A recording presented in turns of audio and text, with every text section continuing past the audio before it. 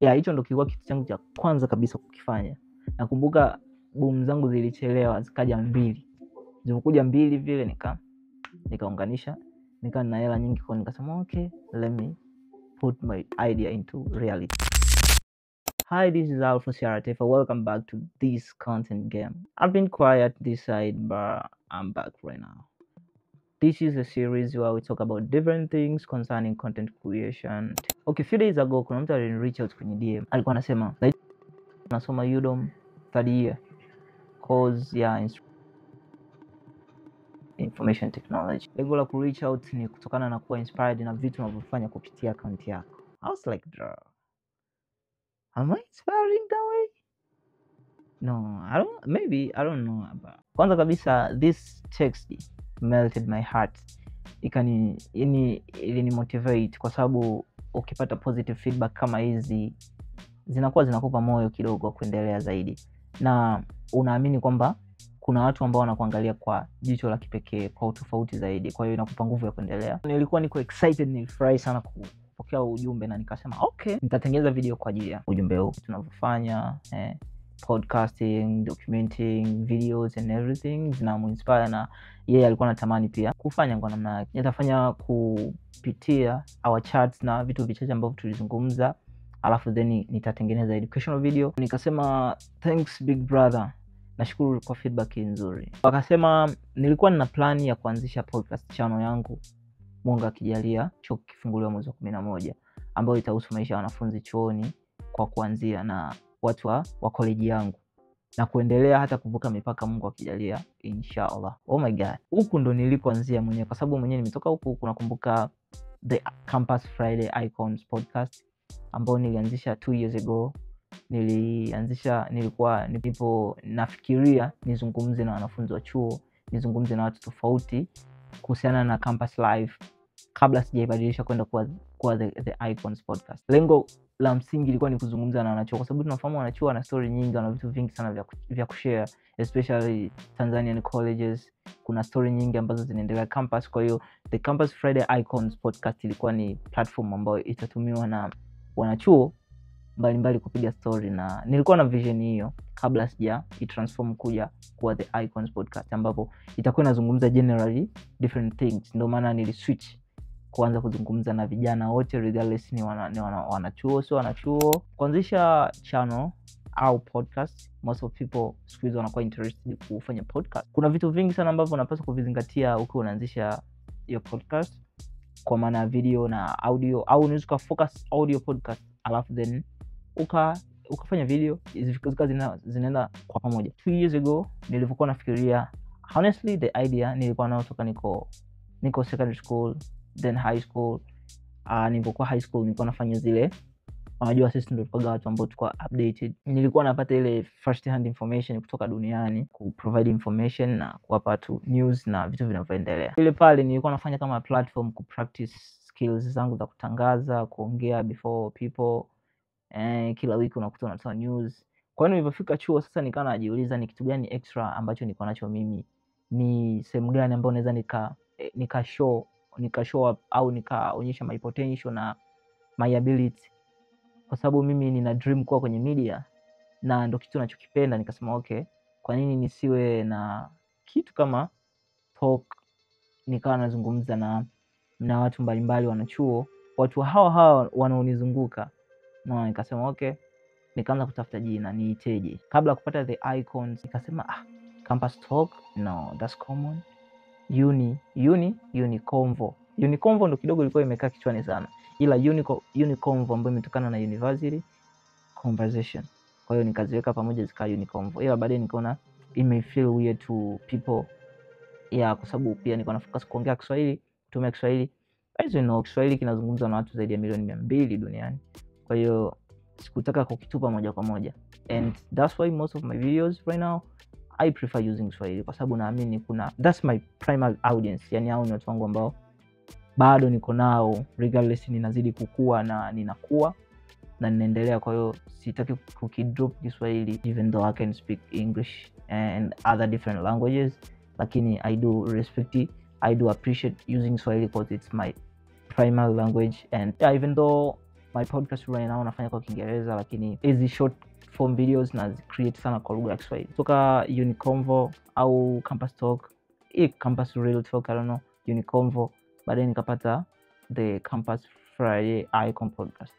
The Campus kwa sababu ni mazingira ya college, mazingira ya chuoni. The Campus Friday Icon Podcast kwa sababu ilikuwa inafanyika Ijumaa, nilikuwa na release my podcast episode every Friday, so nikaita The Campus Friday.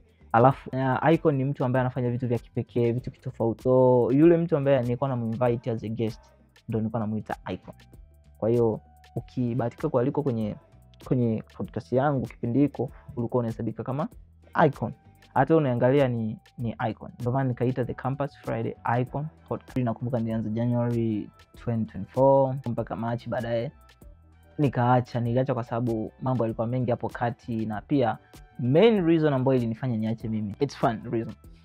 Sehemu ambayo nilikuwa natumia kurekodia ilikuwa ni eneo la chuo fulani. Mlinzi wake alikuwa ananizingua sana, ilikuwa haingia akilini. Saa nikawa najaribu kuforce na kuangalia mazingira ya namna gani na hakikisha natoboa, yani kwamba na record. Sikuwa na sehemu specific ya kurekodia, mara nyingi nilikuwa natumia hiyo eneo. Baadaye wakaona unajua unatumia ile eneo inabidi uandike barua, sije upeleke kwa mkuu wa chuo. Complications zikawa kibao, nikamwambia okay, I give up. And by the way nilikuwa na mambo mengi. Nakumbuka that time nilikuwa nafanya my processes, nifanye transition ya kuja huku. Sema okay, let me just pause it for some time, and then if it was meant to be I'll just do it baadaye. No, kwa hiyo nikawa nimeacha. Ila feedback ambayo nilikuwa naipata it was impressive, ilikuwa kubwa. Watu walikuwa wanaona nafanya kitu kikubwa. Na hapo sasa nitakuja kukuambia vitu ambavyo ni vya msingi vya kwanza navyo.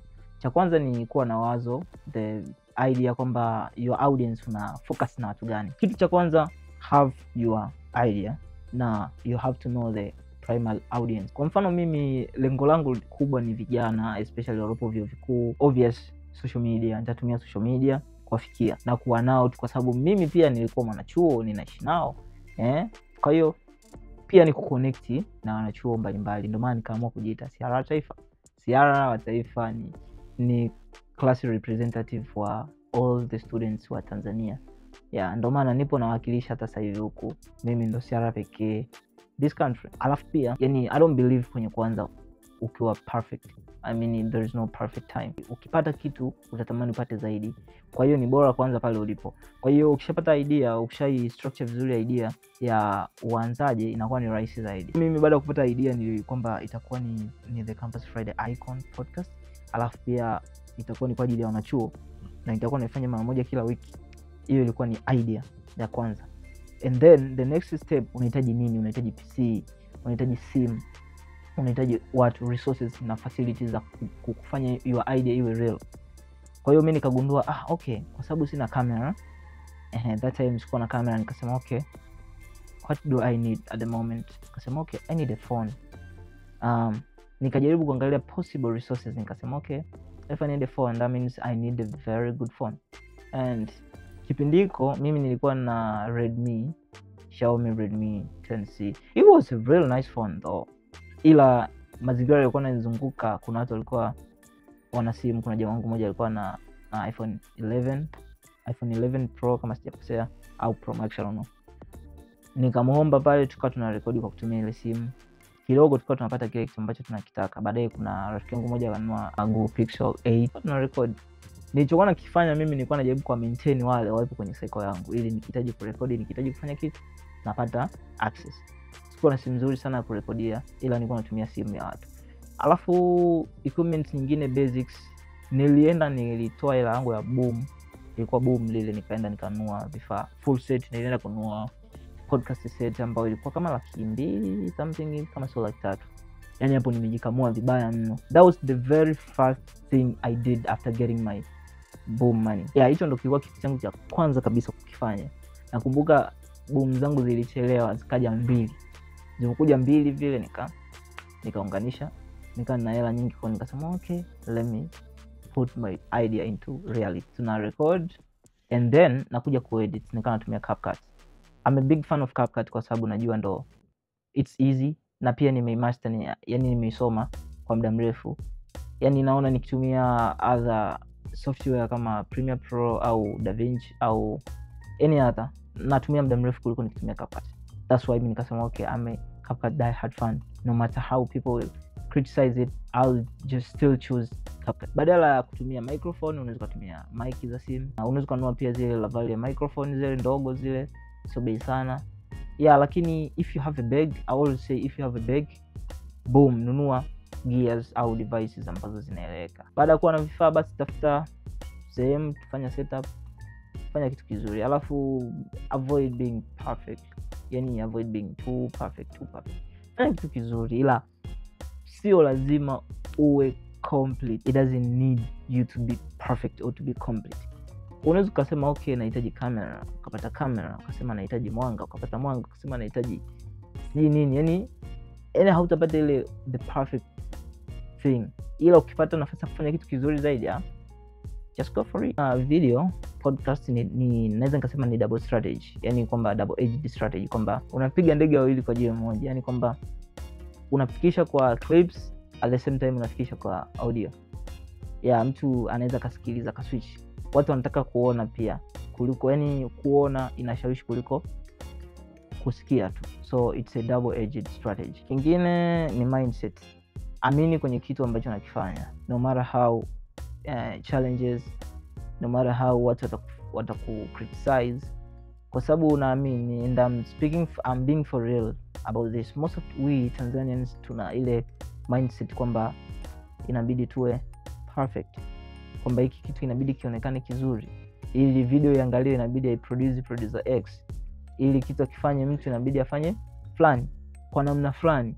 Of course, lakini mimi baada ya kupata ile exposure naona ni kuna vitu havina thamani.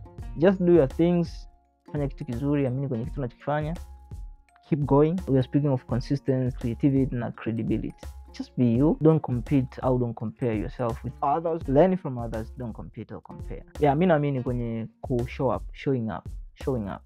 Nikiendelea kushow up, hata kama mtu anifuatilie, lakini na show up kila siku kwenye FYP yake, kuna muda tu atasema okay, let me follow this person. Maybe ana kit. Doesn't mean you have to show up every time. You have to show up, but you need to be creative. Kwamba you show up, you're new every time you're showing up. See you on the next one. Boom.